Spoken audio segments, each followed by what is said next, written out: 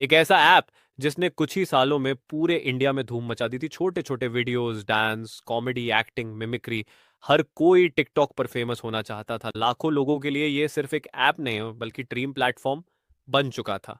लेकिन फिर आया वो दिन जब न्यूज चैनल्स पर हेडलाइन चली, इंडिया बैन्स टिकटॉक। अब सवाल उठता है, क्यों बैन लगाया गया? चलिए स्टेप बाय स्टेप समझते हैं। इन डेटा प्राइवेसी का इश्यू। गवर्नमेंट को सबसे बड़ा डाउट था टिकटॉक की डेटा प्राइवेसी पॉलिसी पर। ऐसा कहा गया कि टिकटॉक यूजर्स का पर्सनल डेटा जैसे videos, contacts, messages, location secure नहीं है। ये डेटा शायद चाइना के सर्वर्स पर स्टोर हो रहा था। आप सोचो, अगर करोड़ों इंडियंस का डेटा बाहर चला जाए तो उसका मिसयूज कितना खतरनाक हो सकता है। तो नेशनल सिक्योरिटी का मामला दूसरी बड़ी वजह थी। नेशनल सिक्योरिटी डोन टूर्स के समय इंडिया और चाइना के बीच बॉर्डर पर काफी टेंशन चल रही थी। इसी दौरान गवर्नमेंट ने करीब 59 चाइनीज ऐप्स पर बैन लगाया, जिनमें टिकटॉक भी शामिल था। ऑफिशियल स्टेटमेंट में साफ लिखा गया कि ये ऐप्स इंडिया की सॉवरेंटी और इंटेग्रिटी के लिए खतरा है। 3, कंटेंट सेफ्टी और यूथ पर असर।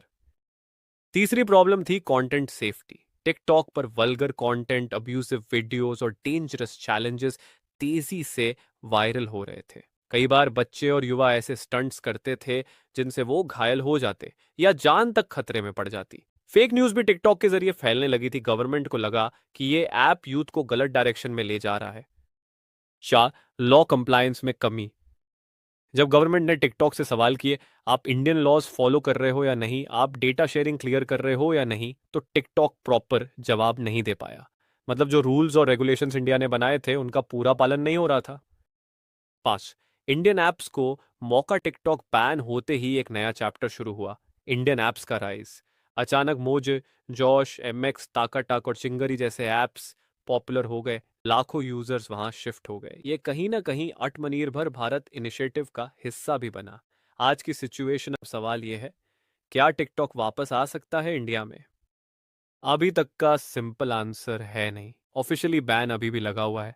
हाँ, रूमर्स जरूर आते रहते हैं कि टिकटॉक वापस आ सकता है, लेकिन जब तक बाइट डांस टिकटॉक की पेरेंट कंपनी इंडियन लॉज को पूरी तरह फॉलो नहीं करती, तब तक कम बैक पॉसिबल नहीं है।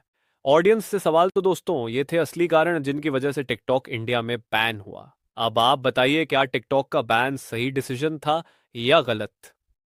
अपना ओपिनियन कमेंट में जरूर लिखना।